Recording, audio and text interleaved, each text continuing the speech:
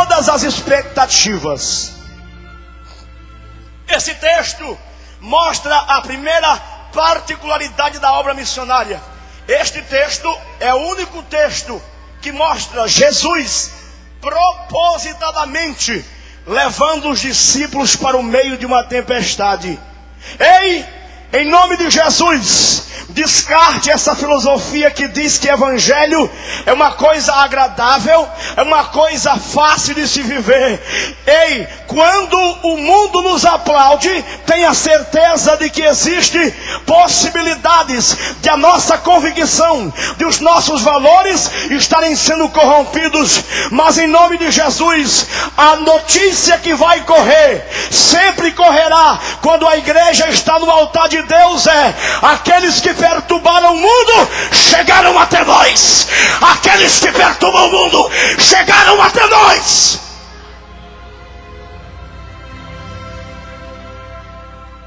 Esta passagem está mostrando Jesus na sua onisciência.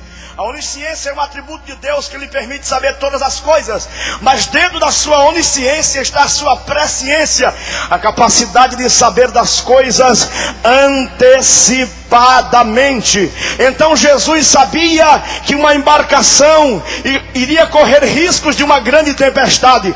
Jesus sabia que haveria um levante por parte dos demônios que habitavam em Gadara. Mas a Bíblia diz, e Jesus logo os convocando. Ei, escute isso aqui. A expressão logo os convocando, na língua grega não é nada disso. Na língua grega é empurrar para o barco e mandar para o meio do perigo. Mas tem uma coisa: Deus só te manda para o meio da tempestade se Ele tiver certeza de que vai com você. E se Ele for com você, o teu barco não afunda, a tua vida não perece. E com base em que você diz isto? Primeiro, todas as vezes que a Bíblia vai descrever, todas as vezes que a Bíblia vai falar sobre tempestades, ela usa uma palavra chamada seismos. Significa a perturbação dos mares, a inquietação das águas. Mas quando Marcos vai descrever este episódio, ele não usa uma palavra costumeira, ele usa uma palavra chamada laipso. O que é que ele está dizendo? Marcos está dizendo nas entrelinhas da sua fala que os demônios que habitavam em Gadara tiveram permissão divina para manipular as águas e tentar impedir a travessia da igreja, pisando em solo gadareno pela primeira vez. Mas eu e você estamos repousados sobre duas promessas inabaláveis, inegociáveis. A primeira é: as portas do inferno não prevalecerão contra a igreja. As portas do inferno não prevalecerão contra a igreja. E a segunda promessa é Filipenses capítulo 1, versículo 8: aquele que em vós começou a boa obra, Ele há de concluí-la. Ele há de concluí-la. Ele há de concluí-la. E por que você diz isto? Porque esta passagem, ela nos fala especificamente sobre missões. Eu quero nesta tarde lhe mostrar algumas características que esta passagem apresenta de uma sociedade gadarenizada. Mas por que gadarenizada? Observe que a expressão, o nome Gadara, ela não vem por acaso, ela não surgiu por acaso, ela não é uma mera construção teológica dos rabinos, não. A expressão Gadara significa exorcizar, expelir, expulsar e mandar embora demônios. Porque na verdade esta região pertencia a um grupo de 10 cidades chamada de Decápolis, 10 ricas e opulentas cidades. E ali estava Gadara. Gadara caíra sob a mão dos romanos, depois caíra sob a mão dos gregos, finalmente sob os macabeus e depois sob os romanos. Os romanos impuseram a sua lei, os seus valores e as suas filosofias. Então este entra e sai de dominações construiu uma cultura de possessão naquela cidade. As pessoas aprenderam a conviver com a presença do mal. As pessoas aprenderam a dividir o altar e a mesa de casa com os demônios. Os demônios deitavam, enrolavam em Gadara. Pode ser que esteja acontecendo isto aonde você mora, mas eu tenho uma palavra: se eu sou profeta de Deus, você vai voltar para casa cheio, embriagado da presença de Deus, e você vai dizer que aquilo que outra hora era habitação de demônios, lá morará Jesus. Quem vai morar lá agora? Propriedade particular de Jesus. E por que eu digo isto?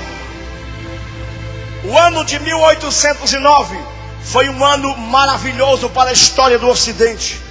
Mas, como é natural, os que estavam vivos não sabiam disto.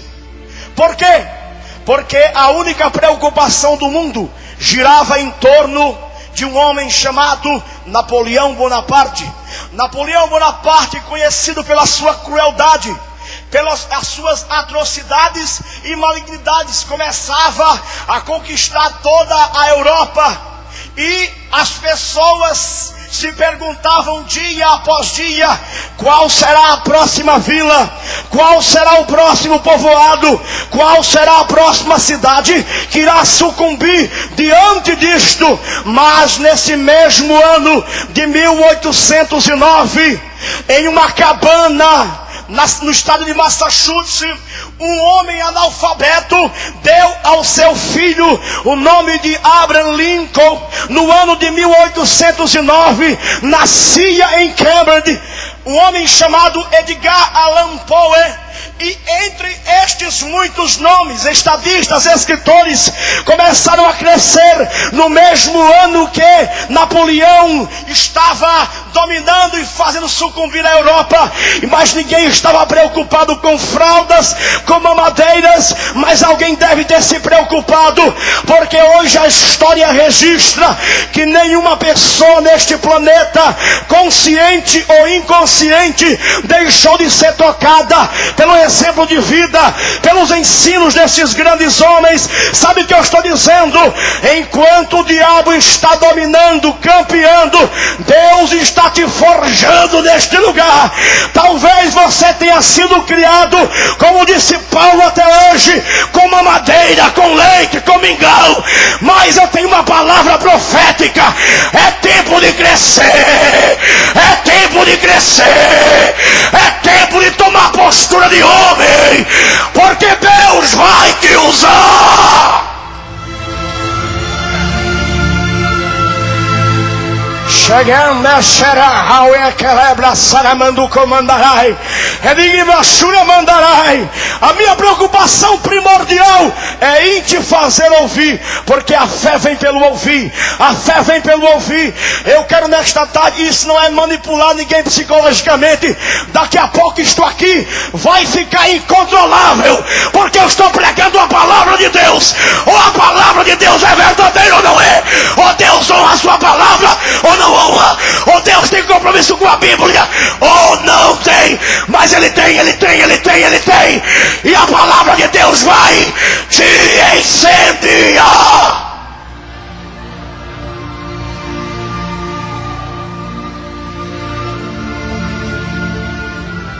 Primeira característica desta situação: Deus é quem nos leva para o meio dos perigos, para forjar em nós o caráter de Cristo.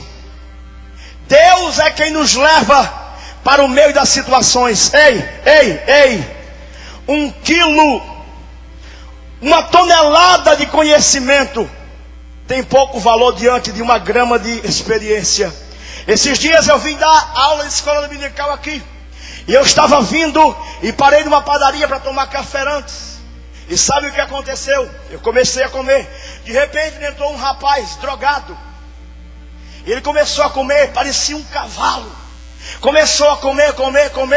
E eu comecei a ficar preocupado, porque o coração começou a queimar. Eu falei, opa, tem alguma coisa aqui. E sabe o que Deus me falou? Quem vai pagar a conta dele é você. Eu comecei a orar para ver se ele fechava a boca. Comia. Daqui a pouco ele disse, moça, eu perdi a minha bolsa, eu não tenho como pagar. Deus disse, o que é que você está esperando? É você que vai pagar. E sabe o que aconteceu? Eu disse, moça, quanto é a conta aí? Ela disse, a sua, não a dele. Mas como? Você vai pagar? Eu falei, bem-vinda ao reino de Deus. Bem-vinda ao reino de Deus. E quando eu fui pagar, Deus disse, está vendo este homem drogado? Estou vendo. Eu estou guardando a vida dele, porque você vai cruzar com ele de novo, e não será nesse estado gabarenizado, será como homem de Deus, como homem de Deus, como homem de Deus. Ei, reino de Deus é muito mais dar do que receber. Tem muita gente que quer receber, mas a pergunta é, o que você tem para dar? O que você tem para dar? O que você tem para dar?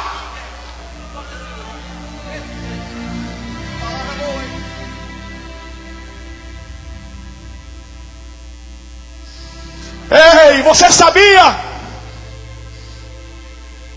que as pessoas costumam investir tendo em vista expectativas, retornos?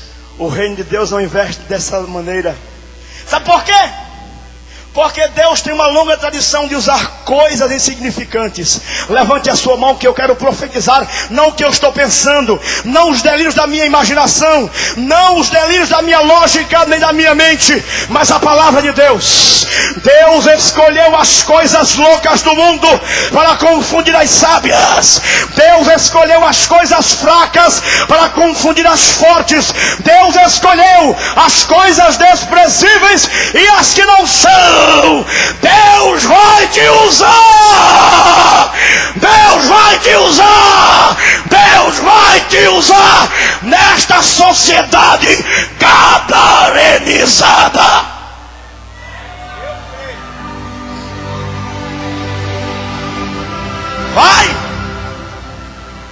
Vai. Sabe por que Deus faz isso? Um dia eu estava orando, Deus, me dá experiências, me dá poder. Deus disse, você quer? Eu falei, quero. Eu estava caminhando no calçadão do balneário de Camboriú, e veio na minha direção uma cartomante. Ela disse, moço, deixa eu ler sua mão, só cobro R$5. Deus disse, não perca a oportunidade. Só se for agora, minha filha. Ela disse, pelas linhas turvas da sua mão, eu percebo que você é um rapaz que se sente incompreendido. Eu falei, psicologia vagabunda. Eu vivo no século do narcisismo. Eu vivo no século em que as pessoas endeusam os homens e são ensimismadas, estão voltadas para si. A própria espiritualidade contemporânea, ela preocupa-se em fazer você mergulhar dentro de si. Mergulhe dentro de si não, mergulhe no rio de Deus. Mergulhe no rio de Deus, porque daqui de dentro não tem coisa boa, mas do alto vem a glória, do alto vem a palavra, do alto vem a revelação, e Deus vai te usar com tudo que vem do alto. Tiago diz assim, Tiago 17, toda boa dádiva e todo dom perfeito vem do Pai das luzes, em quem não há mudança, em quem não há sombra de variação de dúvida. Ei, o que Deus te deu, se vem do alto, tem valor, tem valor, tem valor, tem. E aquela moça disse, pelas linhas turvas da sua mão, eu percebo que você é um rapaz que se sente prejudicado financeiramente. Você é uma pessoa insatisfeita economicamente. Eu pensei comigo, psicologia vagabunda. Vivemos em crise econômica. Quem não é insatisfeito com o que ganha, com o que tem? Terceira coisa que ela disse, pelas linhas turvas da sua mão, eu percebo que você está envolvido num relacionamento. E é